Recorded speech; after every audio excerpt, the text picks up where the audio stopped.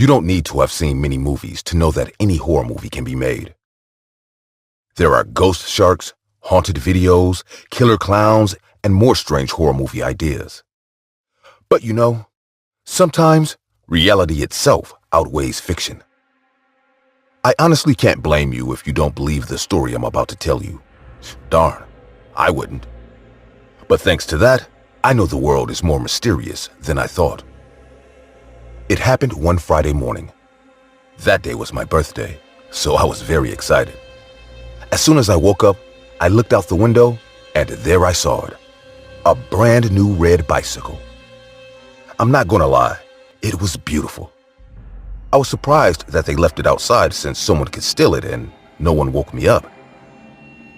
It was morning and my parents knew that I didn't usually get up that early. I put on my clothes and quickly went out to the street to look for it. But to my surprise, it was gone. She was no longer there. Confused, I thought about asking my parents why they had put it away again, and that's when it hit me. They probably didn't want me to see it. They were probably going to give me the gift later that night. Excited, I went home and got ready to go to school. Once I got home, we had a big dinner and I received my gifts. I must admit that they were especially generous this year. But to my surprise, there was no sign of the bicycle. Somewhat confused as to my parents' intentions, I went to sleep.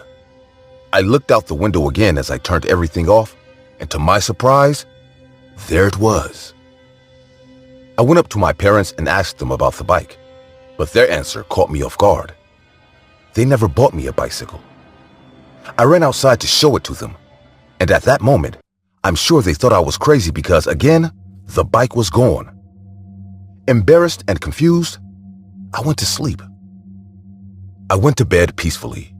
This whole situation was very strange, but surely there was an explanation. Suddenly, I opened my eyes in agitation. I was having a hard time breathing. What was going on? I looked around my room and saw a silhouette that left me paralyzed. Not only was the bicycle standing in my room, but someone was sitting on it. It was like a shadow, but it was all very blurry. I couldn't see it clearly. Whatever that was, it started riding the bicycle towards me. I was suddenly outside of my house. Was this a dream?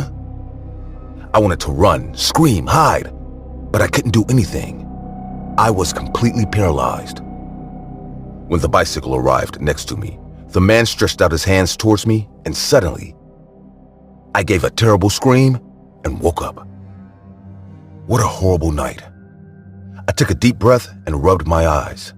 It was morning. I didn't remember having such a horrible and vivid dream, but it had already happened.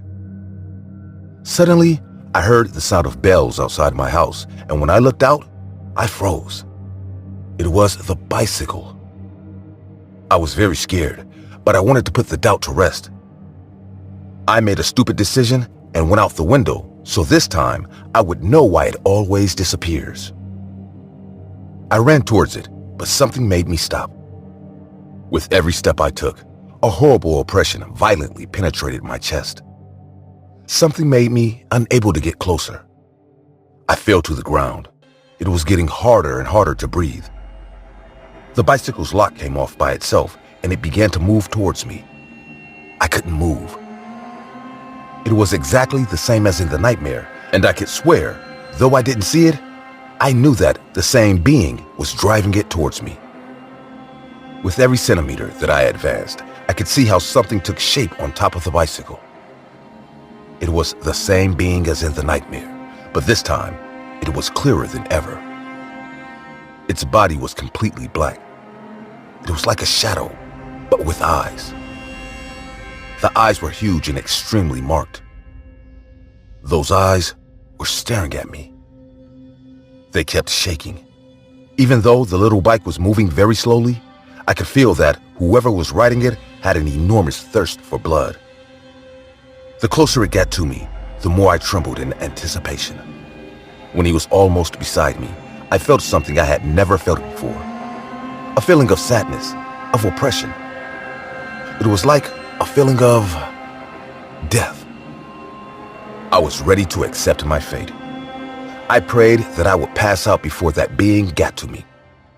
But something else happened. From one moment to the next, the oppression stopped and the bicycle fell to the ground.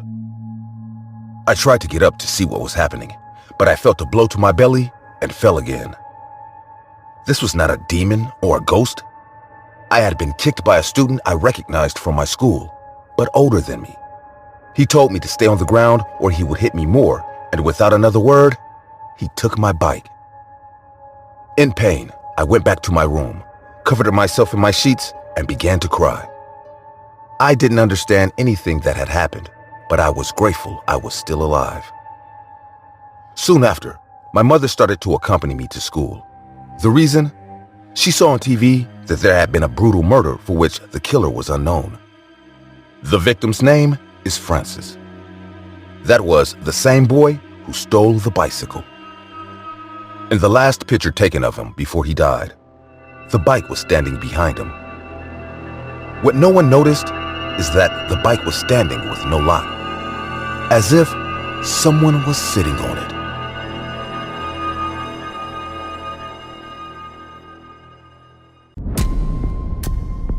Have you ever met someone really evil? I don't mean someone selfish who acts out of self-interest or someone who does simple evil. I mean someone really mean who hurts for fun and rejoices in the suffering of others.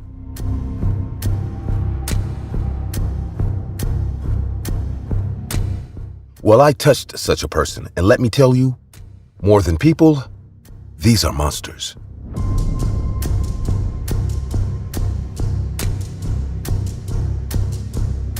I will tell you the truth. I did not know the person who attacked me that day. I am his only victim, and I am the one who stopped him. Even though he changed my life forever, I am just another number to him, another victim whom, like others, got lucky and survived. The whole neighborhood knew Fred, but no one knew what his face looked like.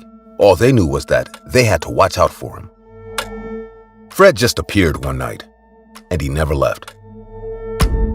We lived in a big, safe town, so there weren't too many cops to watch out for us. Taking advantage of this, a terrifying 6-foot-tall man would sometimes patrol the town looking for victims.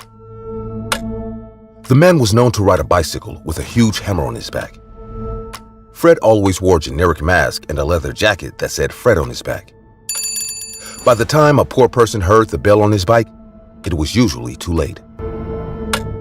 Fred would get off the bike and brutally beat his victims with the hammer. If the victim escaped, the man would chase after him, which usually made him even angrier and led to beatings that even killed some people.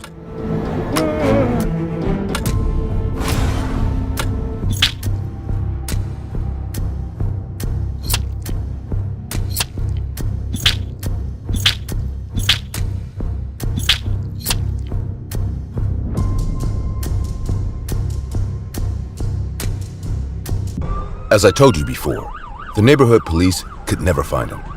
The neighbors also mounted searches for him, but nobody could ever catch him. He was like a ghost, but he was a man of flesh and bone, and he was very real. The day I met Fred, I was coming back from the gym. I must admit, I wasn't afraid of him. So far, Fred had attacked people with physical builds much smaller than mine. I thought that if he saw me, he would surely avoid me. How innocent I was. On my way home, I heard that little bell behind me. Nervous, I turned around. I was ready to fight, but there was no one there. Had I turned around, I made the stupid decision to retrace my steps and look for him. If you ask me why I did it, I must confess that part of me wanted to get him. I was confident. I was sure he was afraid of me. As soon as I walked backward, I saw a small bicycle parked next to some trees, but there was no one on it. In my confusion, a shadow came out of another tree and smashed a huge hammer on my leg. That person was Fred. I fell to the ground in pain, and Fred just stared at me with his terrifying mask while shaking his head from side to side disapprovingly, as if to indicate that looking for him was a very bad idea. My leg was sore, but my spirit was intact. There was no way I was going to let this man do anything to me. I told myself that I would not be another victim of Fred. I would be the one to catch him. Furious, I threw myself at him, ignoring the terrible pain in my leg. Surprised, Fred struggled with me. Although he was very tall, he didn't seem to have that much strength. I thought I could overpower him, and for the first time, I thought I had Fred where I wanted him. What was going on? Why was he laughing? Suddenly, Fred started to get a lot stronger. I could tell he wasn't making a real effort. All this time, he was faking it. Fred was just having fun with me. With great ease, he pulled my arm out of his neck and kicked my injured knee. I mustered all my strength to stand up, but immediately, he hammered me in the stomach and I fell to the ground again. Groaning, I tried to walk away from the place very slowly, to which he grabbed his bike and walked beside me while ridiculously trying to escape. Out of nowhere, the man gave me a big kick in the face and I fell painfully to the ground. The man was ready to attack me again, but suddenly we both heard the scream of two people coming towards us. It was two neighbors, and they were armed with knives. Fred diverted his attention to them, and I took advantage of this distraction to escape. I could have crawled back to my house, but I decided to duck into an alley and hide.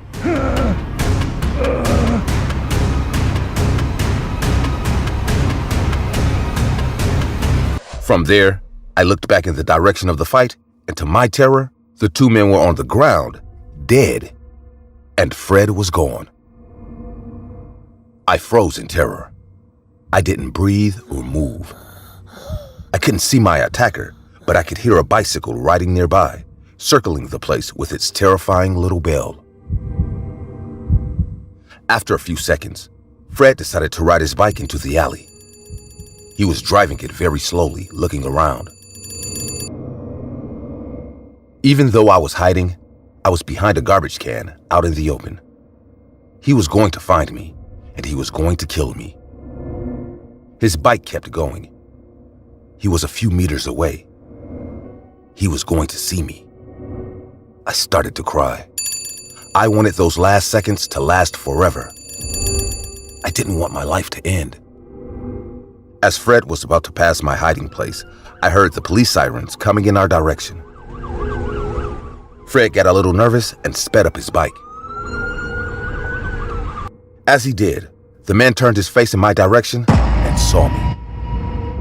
We both shared a glance for a few seconds, but he didn't stop. The police found me a few seconds later, and I told them everything that had happened.